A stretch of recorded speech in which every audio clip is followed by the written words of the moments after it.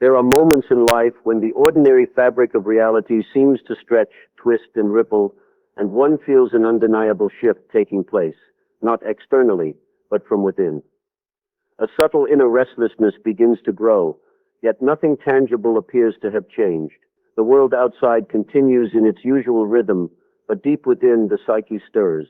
According to the analytic psychology I have long studied, such experiences are not to be dismissed as mere mood or fancy. These are signals from the unconscious, the numinous whisperings of something greater trying to come into being. When the universe is preparing you for something vast, it does not thunder or roar. It speaks through symbols, synchronicities, and the slow awakening of the self. The psyche is not a mere epiphenomenon of biology, nor is the unconscious simply a repository of repressed memories.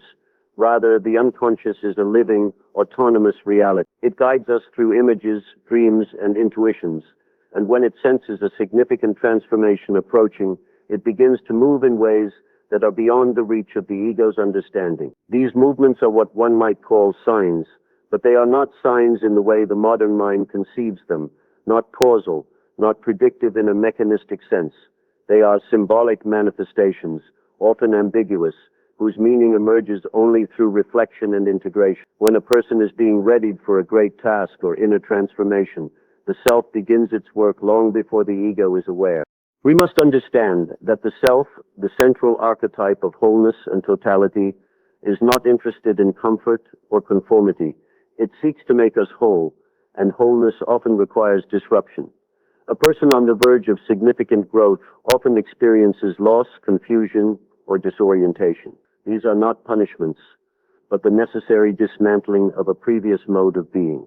The ego, which desires stability and control, perceives this as suffering, but from the standpoint of the deeper psyche, this suffering is transformative. It is the alchemical nigredo, the blackening phase in which the old identity must dissolve before the gold of the true self can emerge. Dreams become more vivid during these times, often charged with powerful imagery.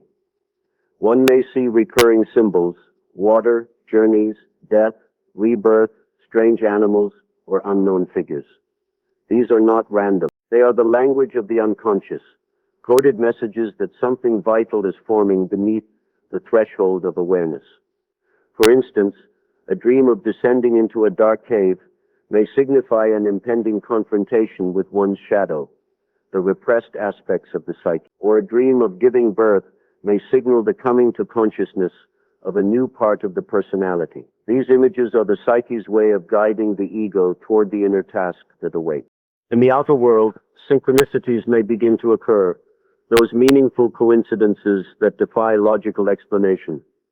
One thinks of a person and suddenly receives a message from them. One reads a book and finds the exact words that echo an unspoken question. These moments are not to be dismissed as chance. Rather, they reveal in a causal connecting principle a deep unity between psyche and cosmos. The universe, in its own symbolic language, begins to mirror the changes occurring within the soul. When synchronicities become frequent, it is often a sign that the ego and the unconscious are in closer alignment and that the self is active and communicating. Emotions, too, become intensified. One may feel joy and despair in rapid succession, or a strange detachment from things once deeply valued.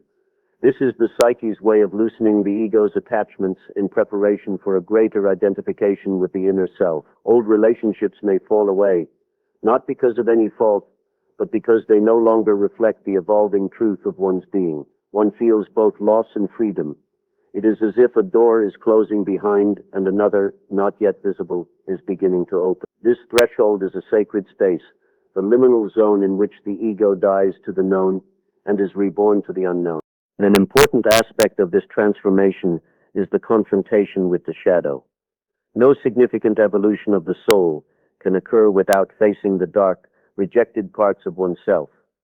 The universe, in its mysterious way, begins to present us with reflections of our own denied contents. This may appear as conflict, as projection onto others, or as intense aversion to certain situations or individuals. But what is being shown to us is not the flaw of the other, but the unintegrated aspect of ourselves. The more one resists this confrontation, the more chaotic life may seem. But once the ego begins to accept and integrate the shadow, a new energy is released. One becomes more whole, more grounded, more real. There is also a growing sense of purpose, even if its form is not yet clear. One feels drawn to something, pulled by an unseen force toward an unknown destination.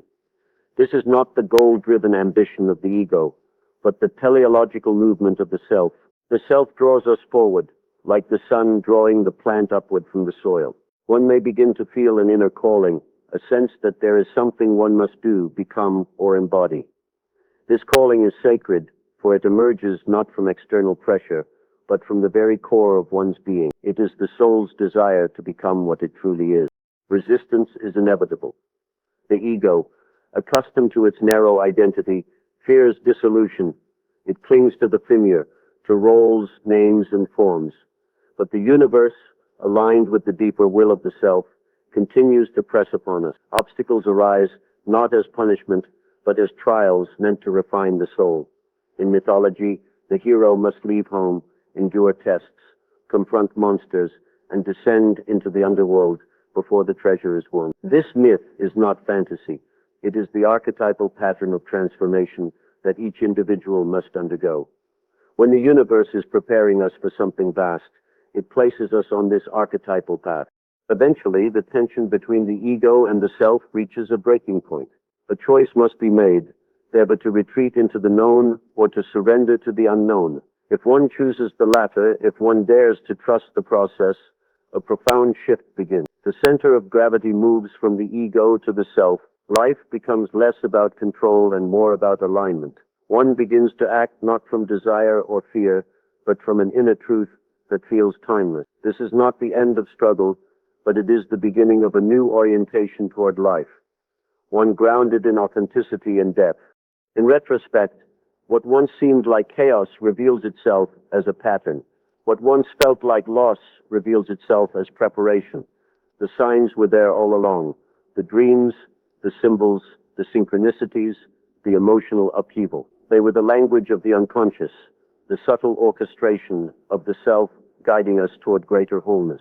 The universe, if one may use that word, is not external but deeply intertwined with the soul. Its signs are not mandates, but invitations, calls to enter into a more conscious relationship with the mystery of being. Thus, when one senses that the universe is preparing them for something big, it is not an external event they await, but an inner becoming. It is the movement of the self calling the ego to transcend its limitations and participate in a greater unfolding. This process is sacred, often painful, but ultimately redemptive. For in answering the call, one does not merely change, one becomes who they truly are.